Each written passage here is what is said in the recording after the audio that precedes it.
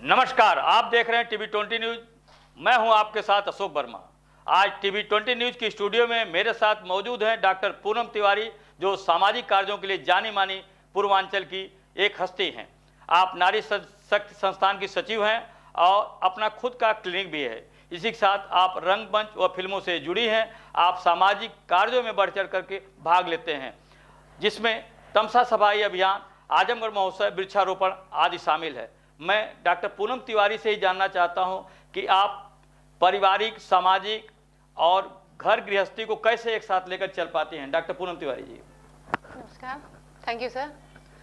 सबसे पहले तो मैं टीवी 20 न्यूज़ चैनल का धन्यवाद देना चाहूँगी, जिन्होंने मुझे आज यहाँ आमंत्रित करके और मेरे अब तक के कार्यकाल को यहाँ पे अवगत कराने के लिए बुलाया। तो जैसा कि सर आपने पूछा है कि कैसे मैनेज करते हैं सोशल वर्क और घर और क्लिनिक, तो शुरू से एक था मन में कि महिलाओं के लिए और बच्चियों के लिए जो भेदभाव समाज में देखते चले आए थे कि बेटा बेटी में भेदभाव होते हैं, तो मैं एक स्टार्टिंग से कुछ मैं अपने फैमिली में भी देखती थी। तो उस चीज़ को मैं अपने जब बड़ी हुई, मुझे फैमिली बैकग्राउंड अच्छा मिला, तो मैं इस चीज़ को करना चाहिए और इसी को देखते हुए नारी शक्ति संस्थान की स्थापना 2010 में हम लोगों ने की। और ये कार्य जो है हमारे हस्बैंड डॉक्टर डीपी तिवारी के सहयोग से, और उनका पूरा सहयोग रहता है हमारे इस सामाजिक कार्यों में। और उसमें नारी शक्ति संस्थान 2010 में जब इसकी स्थापना हुई, तो उसमें महिलाओं ने, बहुत सी महिलाओं ने प्रेरणा लेकर आज समाज में अलग अलग दिशा में महिलाएं कार्य कर रही हैं और अलग अलग संगठन बना के, जैसे भी कह लीजिए, महिलाएं जागरूक हुई और कार्य भी कर रही हैं। और आज भी महिलाएं स्वास्थ्य, शिक्षा, सुरक्षा को लेकर के जो महिलाओं के साथ जितना भी हो सकता है हम लोग नारी शक्ति संस्थान के माध्यम से करते हैं। और उसमें परिवार है तो बच्चे हैं, तो सब कुछ उसमें मैनेज करना पड़ता है। समाज सेवा के क्षेत्र में तो सब कुछ करना ही है, घर भी देखना है, क्लिनिक भी देखनी है, बच्चे भी देखना है।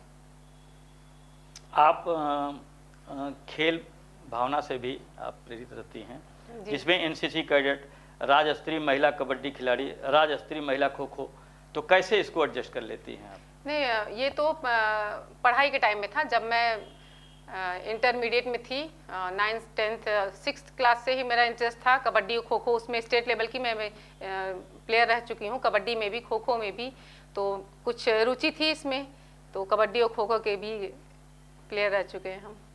आप एक कलाकार भी हैं और आप रंगमंच व फिल्म से भी जुड़ी हैं, जिसमें शबाना आजमी ने आपको सम्मानित भी किया था, तो इसके बारे में आप थोड़ा शबाना जी ने तो महिला सशक्तिकरण का एक कार्यक्रम था, उसमें आजमगढ़ से महिलाओं में मेरा नाम चयनित करके गया था और मुझे वहाँ शबाना जी के हाथों सम्मानित किया गया था।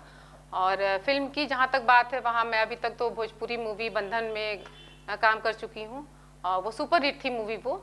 और दूसरी एक हिंदी मूवी है बद्री द क्लाउड, उसमें मालिनी अवस्थी जी हैं, उस गाने को मालिनी अवस्थी जी ने गाया है और उसमें मैं अपने पूर्वांचल के कल्चर को उसमें अभिनय के, एक गांव की महिला के रूप में जो है उसमें हमने अभिनय किया है बस उसमें।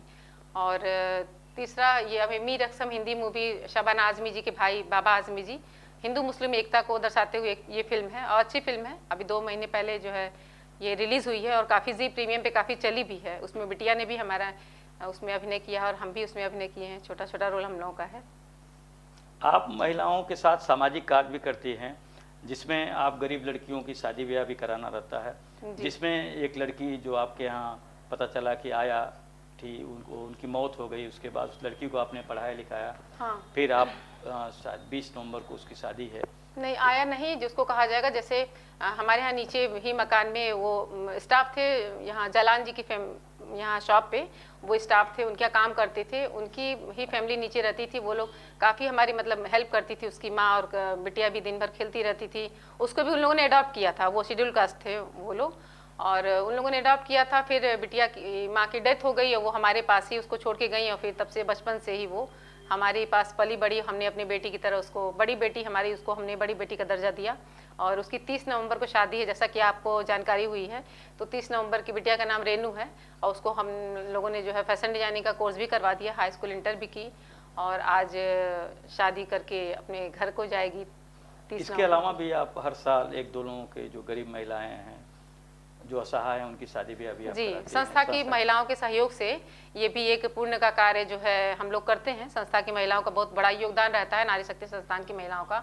और हर वर्ष जितनी कोशिश होती है, जहाँ भी जैसे इस तरह की लड़कियां हैं, उनके विवाह के लिए जितना भी कोशिश होती है वो हम लोग आर्थिक सहायता भी करते हैं। जो भी हो सकता है वो हम लोग करते हैं संस्था की। तमसा सफाई अभियान, वृक्षारोपण सहित अन्य कई प्रोग्रामों में आपको देखा गया भाग लेते हुए। इस पर थोड़ा सा 1 मिनट के लिए प्रकाश डालें आप। जी, ये अपने आजमगढ़ का जो भी अभियान है, जिससे हम आजमगढ़ की बेटी भी हैं और सिटी की ही बेटी हैं और आजमगढ़ की ही बहू भी हैं, तो हम आजमगढ़ से बहुत लगाव भी रखते हैं। तो इसलिए आजमगढ़ के लिए जो भी होता है वो उसके लिए हम हमेशा खड़े रहते हैं। और हमारी संस्था की महिलाएं नारी शक्ति हमारी हमेशा खड़ी रहती हैं। और तमसा सफाई अभियान को लेकर के जितने भी दिन अभियान चलाए हम लोगों ने जो है जा करके माँ तमसा के सफाई में पूरा योगदान किया। आपका डांडिया से भी कुछ संबंध है, डांडिया नृत्य? जी, डांडिया तो बड़े लेवल का प्रोग्राम होता है। पिछले 10 वर्षों से ये कार्यक्रम माता रानी के आशीर्वाद से बहुत सफल आयोजन होता है और काफ़ी संख्या में महिलाएं आती भी हैं और बहुत बृहद ये रूप अब ले लिया है। इसमें हजारों की संख्या होती है और इस बार कोरोना काल की वजह से हम लोगों ने डांडिया स्थगित कर दिया और माता रानी चाहें तो हर अगले वर्ष जो है पूरा जोश के साथ और ऊर्जा के साथ हम लोग अगले वर्ष फिर अच्छे से करेंगे। आपका संगीत में भी रुचि है? जी, तो हम चाहेंगे कि 2 लाइन आप, जो भी आपको संगीत प्रिय हो, हम चाहेंगे कि दर्शक पूरे देश के देखेंगे आपको इसको।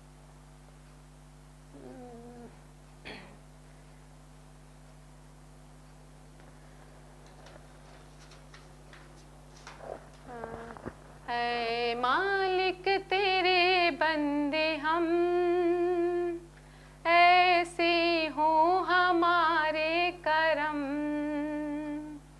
नेकी पर चले और बदी से डरे, ताकि हंसते हुए निकले दम। ऐ मालिक तेरे बंदे हम। आप स्टूडियो में आई और बहुत बहुत धन्यवाद इसके लिए। आप स्वस्थ रहें, प्रसन्न रहें, कोरोना से बचें और मैं चाहूँगा कि इसी तरह आपका पारिवारिक और सामाजिक लाइफ चलता रहे। थैंक यू, धन्यवाद। Thank you sir.